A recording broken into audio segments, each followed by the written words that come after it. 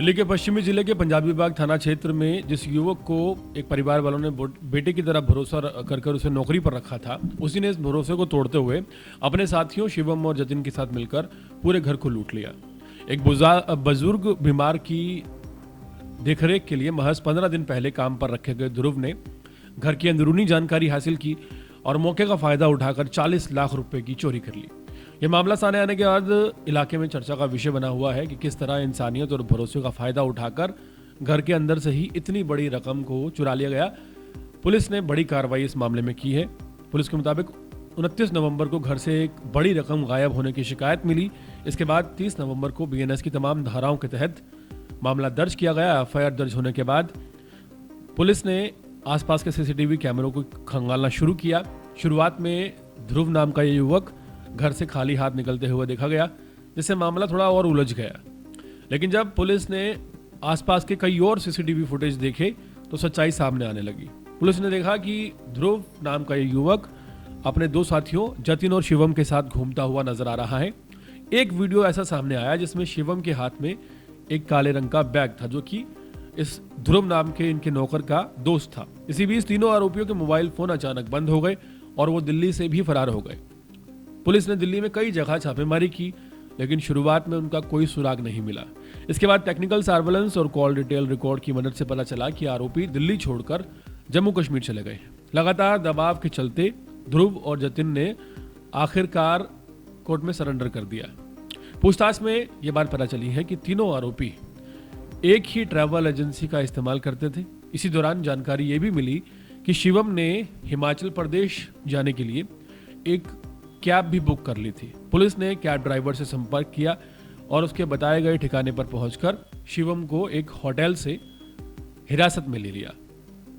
तलाशी जब पुलिस ने शुरू की तो शिवम के पास से तकरीबन 36,05,000 रुपए कैश जो है वो बरामद हुआ।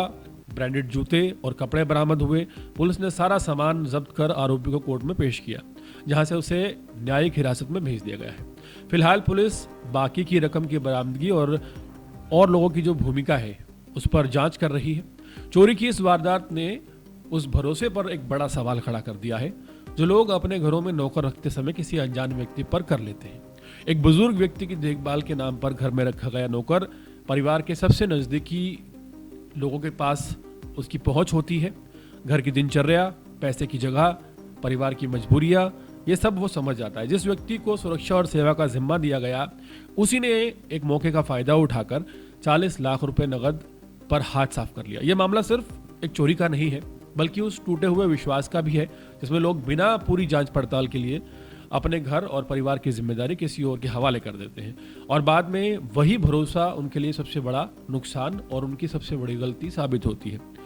लगातार ये कहा जाता है कि जब आप कोई सर्वेंट रखें तो उसकी पुलिस वेरिफिकेशन करवाई जाए, लेकिन कई बार ऐसा हो नहीं पाता और होने के बाद भी जब इस तरह का भरोसा टूटता है तो ये एक बड़ा खतरा है, क्योंकि अगर ऐसा चलता रहा तो जो घरेलू सहायक होते हैं या सहायिकाएं होती हैं उन पर विश्वास करना आने वाले समय में बहुत मुश्किल हो जाएगा।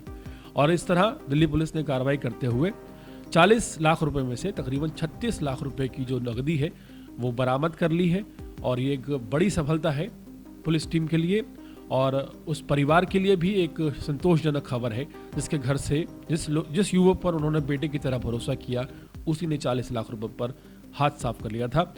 मिली जानकारी के मुताबिक तीनों ही युवक जतिन, शिवम और ध्रुव दिल्ली के सुल्तानपुरी के रहने वाले हैं और हाल फिलहाल पुलिस आगे भी जांच कर रही है कि किसी और की इसमें भूमिका है या नहीं है।